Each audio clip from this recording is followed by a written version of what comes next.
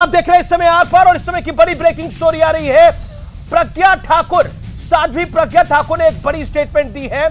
साध्वी प्रज्ञा का एक बड़ा बयान है और ये बड़ा बयान ये है कि ज्ञानवापी मामलों में सालों से होती है पूजा, हमारी भावनाओं को ठेस पहुंचाई गई है।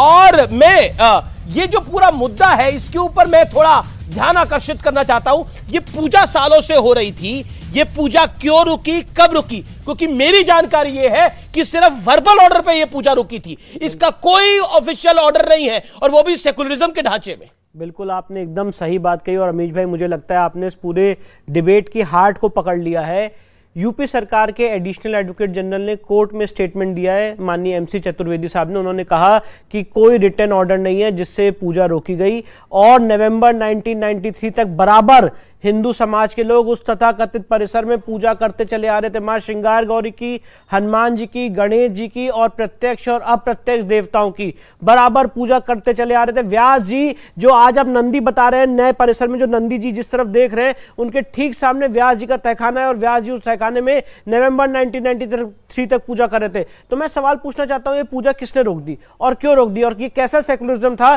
कि आपने हिंदू समाज की जन भावनाओं का सबका मर्डर करते हुए पूजा रोक दी? और जो 1993 में पूजा रोकी, 1993 में पूजा रोकी, मुलायम सिंह गवर्नमेंट ने ये पूजा रोकी। मुलायम सिंह यादव ने वर्बल ऑर्डर पे रोकी, वर्बल ऑर्डर नहीं है। और आज भी साल में एक बार पूजा हो रही, नवरात्र की चतुर्थी पे। नवरात्र की चतुर्थी पे आज भी पूजा होती है।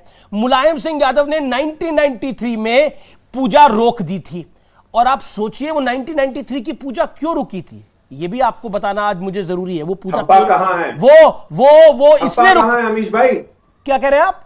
पूजा रोकने का ठप्पा कहां है? कोई रिटर्न ऑर्डर होना चाहिए ना। मनगढ़ंत तो बता रहे रिटर्न ऑर्डर था ही नहीं ना, यही तो बड़ी बात है। There is no return order, लेकिन क्यों रोकी गई 1993 के अंदर? और साल में आज भी नवरात्र की चतुर्थ तिथि पर क्यों पूजा करते हैं बताइए ना? नवरात्र की चतुर्थ तिथि पर क्यों मां श्रृंगार गौरी की पूजा होती है? और नवंबर 1993 में स्वर्गीय मुलायम सिंह यादव के शासन ने क्यों रोकी थी? मैं आपको बताता हूं क्यों रोकी थी। तब भारतीय जनता पार्टी का राम मंदिर का आंदोलन चरम पे था और मुलायम सिंह यादव को एक तबके को खुश करना था, इसीलिए रोकी गई थी वो पूजा। दैट्स द पॉइंट, ये उसी लिए रोकी गई थी पूजा। मुलायम सिंह यादव की सपा सरकार ने ये पूजा कांग्रेस के साथ मिलकर इसलिए रोकी थी क्योंकि बीजेपी को तब रोकना था कि राम रथ को रोकना था, इसीलिए वो पूजा रोकी गई थी। ये है साक्ष्य और साक्ष्य कभी झूठ नहीं बोलते। अगर तब पूजा गलत हो रही थी तो आज जिस तारीख हम साल 2023 में बैठे हैं,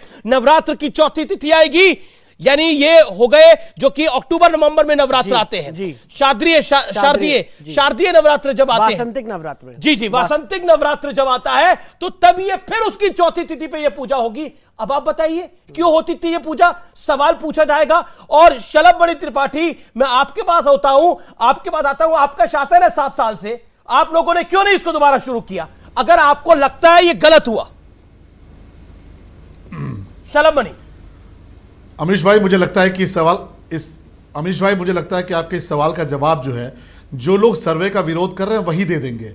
आपको बताएंगे हमारे जैन साहब की सर्वे का आदेश पहले भी हुआ था जब समाजवादी पार्टी की सरकार थी और तब एक संख्या बल के आधार पे, धार्मिक तुष्टीकरण के आधार पर सर्वे नहीं होने दिया गया। लेकिन आज योगी आदित्यनाथ जी की सरकार है, उसी का परिणाम है कि आज सर्वे हो पा रहा है। आज योगी आदित्यनाथ जी की सरकार है, आज मोदी जी की सरकार है, तभी जाकर नियमों का पालन हो पा रहा है, कानून का पालन हो पा रहा है। नहीं तो संख्या के आधार पर, अपनी ताकत के आधार पर, धार्मिक तुष्टीकरण के आधार पर कभी जो कानून का फैसला था, जो कोर्ट का आदेश था, उसको भी पालन नहीं किया गया। और अब मेरे माजिद साहब पूछ रहे थे तो इनको क्लियर कीजिए। मुझे लगता है कि विष्णु जैन जी बताएंगे। ये कोर्ट की प्रोसीडिंग में ये बात आई है कि वर्बल ऑर्डर पे रोका गया। जहां तक मेरी जानकारी है कि कोर्ट के प्रोसीडिंग में ये बात आई है। तो आप जोर जबरदस्ती के आधार पर आपने जो अभी तक किया, आज मोदी जी और योगी जी की सरकार नहीं होती तो ये सारे तथ्य भी सामने निकल के आते, क्योंकि कोर्ट तो कहती रही, कोर्ट तो कहती रही, पर इन्होंने हमेशा संख्या बल के आधार पर सारे नियम कानून को धत्ता बना दिया। अमीश भाई, एक तो फैक्ट ये भी आप जानते हैं, सब जानते हैं कि 400 साल से वहां पे नमाज हो रही है। और इसी तरह से जब बाबरी का इशू आया था तब भी कहा गया था कि अचानक से रात के अंधेरे में दिसंबर के अंदर 1949 में मूर्ति प्रकट हो गई उसके बाद क्या हुआ बाबरी मस्जिद के साथ आप हमने तमाम ने देखा ना कि हलफनामा दाखिल कर दिया वहां पे कोर्ट के अंदर। 6 दिसंबर को काला दिवस हम बनाते, हमारी बाबरी मस्जिद को शहीद कर दिया गया। तो ये 90s का एरा वापस लाना चाहते हैं बीजेपी वाले। 90s का एरा वापस नहीं आया, इस तरह की घटना नहीं हो। बोला सवाल करना चाहते हो आप? मुझे क्या मिलेगा सर्वे करा के? आप क्या मतलब आपकी बात को माना, वहां 400 सालों से आप कह रहे हैं वहां नमाज पढ़ी जा रही है।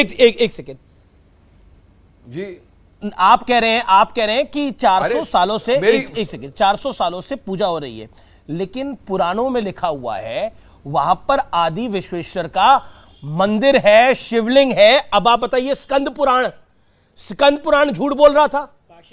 सुनिए, अगर औरंगजेब नहीं एक सेकंड, स्कंद पुराण झूठ बोल रहा है, तोड़ के मस्जिद बना दिया। सुनिए, मतलब इसका मतलब ये कि औरंगजेब आपकी नजर में इतना बेवकूफ था कि वहां पे और भी मंदिर थे, उसको नहीं तोड़ा, इसी मंदिर को तोड़ा और वहां पे जो वजू करने का फुआरा है उसको छोड़ दिया। आपका कहने का मतलब ये है क्या? आपका बोलने का मतलब ये है एक नंबर का बर्बरता और आक्रमणकारी था।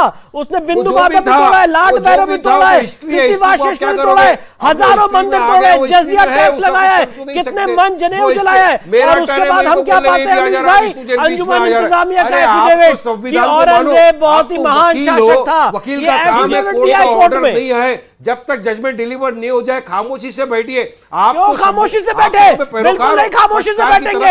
सच को चीख के बोलेंगे, चैनल के ऊपर जजमेंट दे रहे हो, कोर्ट के बाहर भी बोलेंगे। अरे चीख के बोलिए, क्या फर्क पड़ने वाला है? आपके आवाज से बड़ी मेरा आवाज है, आपके आवाज को बंद कर देंगे, संविधान का आवाज चलेगा, सिर्फ संविधान का आवाज चलेगा, कानून का आवाज चलेगा, कोर्ट का आवाज चलेगा। ये सवाल पूछने का हक है हमारा। अगर आज हमें ज्योतिर्लिंग मिला है वजू टैंक में, ज्योतिर्लिंग की पूजा क्यों नहीं कर सकते? वो फाउंटेन नहीं है, ये सवाल पूछने का हक है हमारा। और वारिस भाई, आप यही चाहते हो कि इस देश के लोग ना बोले? मैं आपसे पूछ रहा हूँ जिम्मेदारी से, जरा बताइए कौन सा ऐसा आर्टिकल है, कौन सा ऐसा लॉ है जो सब जुडिस मैटर में बात करने से रोकता है? बताइए ना, बताइए ना।